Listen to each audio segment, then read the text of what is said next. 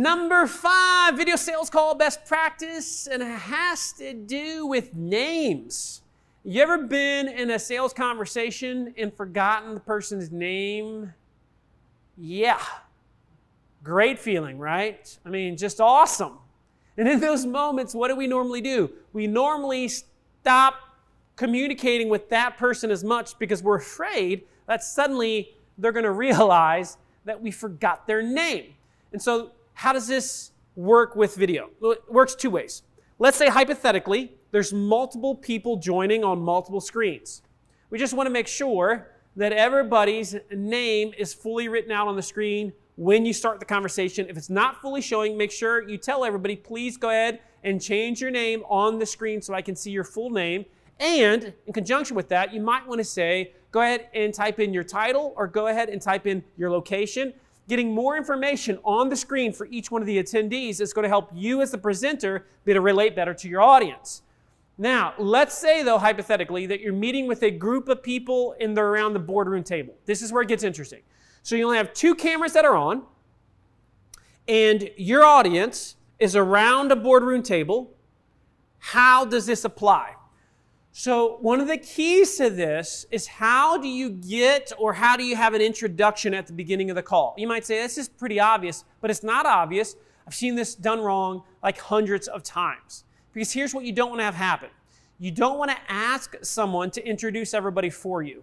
The reason for that is we've seen many situations, believe it or not, when somebody that's introducing the table of people, they'll either mispronounce somebody's name, which is pretty embarrassing and hurts the energy, hurts the flow. They'll mistitle them, right? They might call them the VP of this and they're the president of that, and somebody's like annoyed. So we don't leave it up to one person. The idea is that everybody introduces themselves. And I'm going to give you an example of this. So let's say that we're on a call right now. I'm on a call with you. I'm the salesperson. You're sitting around a boardroom table, and there's 4 other people with you, okay? So you're my point of contact. Your name is Jenny, okay? So it might sound like this. I'm going to introduce myself. After I introduce myself, I'm going to go right into it. That's the point we're going to take it from, okay? So it's going to sound like this. So now that I've introduced myself, I would like to hear from everybody else on the call. And so here's what we're going to do. I would like to hear your name. What is the title that you call yourself? Let's do this in 30 seconds or less each. We can move in a clockwise manner. We'll start with Jenny, and then we'll go around the table. Jenny, go ahead. And then we start.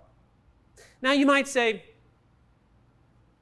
I don't know how I feel about that. So let's analyze what we just did. First of all, there's certain indicators there that are going to promote the flow of the conversation. Notice what I did. I said, we want to hear your name. That's obvious. Want to hear the title you call yourself. So this is important for me as a salesperson to make the notes. And we want to call people by the title they call themselves. Even if we're not calling them that title, we want to know what they refer to themselves as. It's quite important, okay? You don't want to refer to somebody as the head of this when they're not, or et cetera, et cetera. It gets ugly. And then notice how I said we're going to do it in 30 seconds or less each. That is the signal that we have an urgency of flow.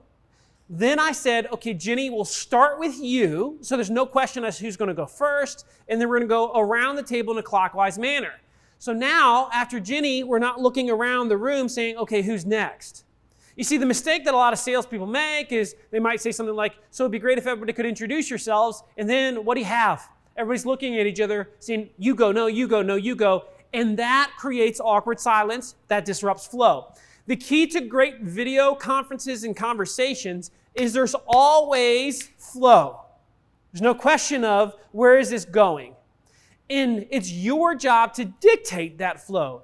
You're the ringleader, you're the chorister, you're the band director, and it's your job to create the greatest sound, the best music by the group that is there. The other benefit to doing this is if you do this the right way with multiple decision makers, now, within the first couple minutes of the call, every single person that's attending has spoken to you. And so there's no lack of participation, which is absolute key. So that's why names matter so much, and that's how we get and do proper introduction.